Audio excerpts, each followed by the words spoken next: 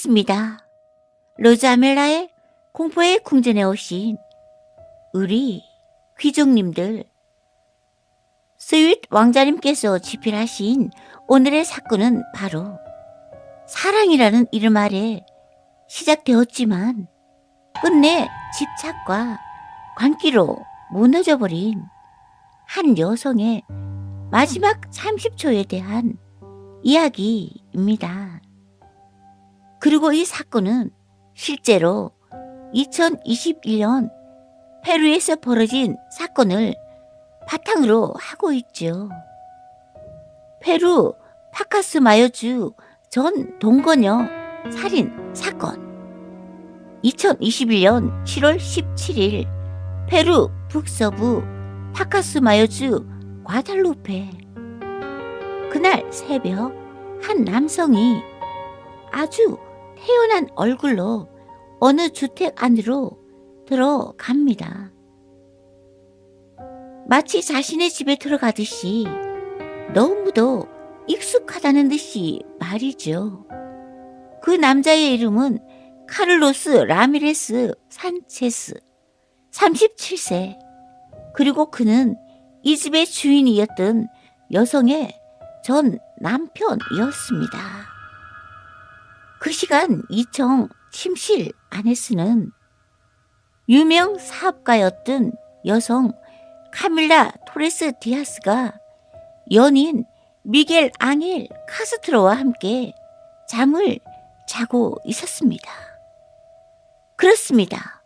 카를로스의 전 동거녀가 바로 카밀라 토레스 디아스였죠. 그리고 카밀라는 카를로스와 이혼한 후 새로운 사랑을 찾은 거였습니다. 그런데 새벽의 정적 속에서 누군가 계단을 밟고 올라오는 소리가 들렸다고 합니다. 터벅터벅 천천히, 아주 천천히 말이죠. 카밀라의 새 동거남 미겔은 인기척을 느끼고 눈을 떴습니다. 하지만 이미 늦어버렸죠. 문이 벌컥 열리더니 한 남자가 그대로 침실 안으로 뛰어 들어왔습니다. 그리고 단 한마디도 하지 않은 채 곧바로 칼을 휘둘렀죠. 툭! 미겔의 몸에 칼이 꽂혔고 남자는 다시 한번 칼을 내리쳤습니다. 순식간에 일어난 일이었죠. 피를 흘리며 쓰러진 미겔은 카밀라의 도움을 받아 간신히 방 밖으로 빠져나갈 수 있었죠. 하지만 카밀라는 도망치지 못했습니다. 그 좁은 침실 안 닫혀버린 문, 그리고 분노에 눈이 뒤집힌 전 남편. 경찰 조사 결과 카밀라는 불과 30초도 되지 않은 시간 동안 무려 39차례나 칼에 찔렸다고 합니다. 39번. 여러분, 이건 단순한 우발적 살인이 아닙니다. 한 사람을 향한 분노와 집착, 그리고 내 것이 아니면 죽어야 한다는 왜곡된 소유욕이 폭발한 사건이었죠. 더 소름 돋는 건 이 남자의 행동이었습니다. 금행 직후 카를로스는 전혀 당황하지 않았다고 합니다. 오히려 너무 침착하게 집을 빠져나왔고 밖에서 기다리던 사촌의 오토바이를 타고 도주를 시도했죠. 하지만 결국 그는 카마르카에서 경찰에 체포됩니다. 그리고 체포 직후 그는 이렇게 말했다고 합니다. 그녀가 다른 남자와 함께 있는 걸 봤다. 그 말이 끝이었습니다. 사과도 후회도 눈물도 없었다고 해요. 오히려 조사 과정에서 밝혀진 진실은 더 충격적이었습니다. 카를로스는 오랜 시간 동안 전 아내 카밀라를 집요하게 스토킹해왔다고 합니다. 카밀라가 어디를 가는지, 누구를 만나는지, 몇 시에 귀가하는지까지 계속해서 감시했죠. 심지어 협박 편지와 엄승 메시지까지 보냈다고 합니다. 피해 여성은 극심한 불안에 시달렸고 사건 일주일 전에는 결국 집 비밀번호까지 바꾸게 됩니다. 그런데도 남자는 집 안으로 너무 쉽게 들어왔습니다. 왜였을까요? 수사 결과 카를로스는 범행 전에 보안 시스템과 연결된 CCTV까지 조작해 카밀라의 위치를 미리 파악했던 것으로 드러났습니다. 그리고 당시 CCTV 영상에는 그가 마치 자기 집처럼 너무도 자연스럽게 들어가는 장면이 찍혀 있었죠. 그래서 유족들은 지금도 의심합니다.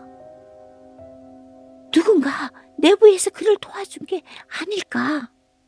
라고 말이죠. 하지만 그 의혹은 끝내 명확하게 밝혀지지 않았습니다. 그리고 이 사건은 여기서 끝나지 않았습니다. 2022년 6월 법원은 카를로스에게 종신형을 선고합니다. 그리고 그에게 손해배상, 카밀라와 사이에 낳은 두 자녀에 대한 친권 영구 박탈 판결도 함께 내려졌죠. 사람들은 안도의 한숨을 쉬었습니다. 하지만 충격적이게도 항소심에서 이 판결이 뒤집혀 버립니다. 법원은 가중 여성 살해 혐의를 입증하기 어렵다는 이유로 종신형을 파기하고 징역 35년으로 감형해 버렸습니다. 유족들은 완전히 무너져 내렸죠. 특히 피해자의 여동생 가브리엘라 토레스 디아스는 지금까지도 이 판결을 받아들이지 못하고 있다고 합니다. 그녀는 당국의 부정행위를 폭로하며 사건이 축소되거나 잊혀지지 않도록 계속 목소리를 내고 있다고 해요. 그리고 무엇보다 가장 안타까운 건 남겨진 두 아이들이었습니다. 아이들은 친아버지에게 어머니를 잃었습니다. 그리고 지금도 정상적인 삶을 위해 지속적인 심리치료를 받고 있다고 하죠. 여러분은 어떻게 생각하시나요? 사랑은 원래 상대가 행복하기를 바라는 감정이어야 하죠. 하지만 집착은 다르죠. 집착은 상대를 사랑하는 것이 아니라 상대를 소유하려고 하죠. 그리고 그 왜곡된 감정이 극단으로 치달으면 이 사건처럼 끔찍한 비극으로 이어질 수도 있습니다. 어쩌면 가장 무서운 건 귀신도 괴물도 아닌 나를 사랑한다 말하던 사람이 어느 날 가장 두려운 존재로 변해버리는 순간일지도 몰라요. 여러분은 혹시 누군가를 소유하고 싶다는 감정을 느껴본 적 있으신가요?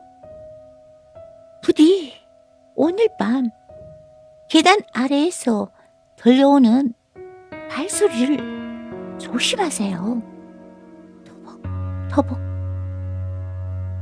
오늘의 이야기는 페루 파카스마요주 전 동거녀 살인 사건이었습니다. 오늘의 사건이 생각할수록 끔찍하고 무서운 마음이 든다면 구독, 좋아요, 알람 설정까지 부탁드려요. 다음 주 토요일에는 새로운 이야기로 여러분을 기다리고 있을게요. 언제나 여러분의 기대를 저버리지 않는 저희 예술인 가족이 되겠습니다. 지금까지 로즈 아멜라의 공포의 궁전의 더빙 로즈 아멜라였습니다.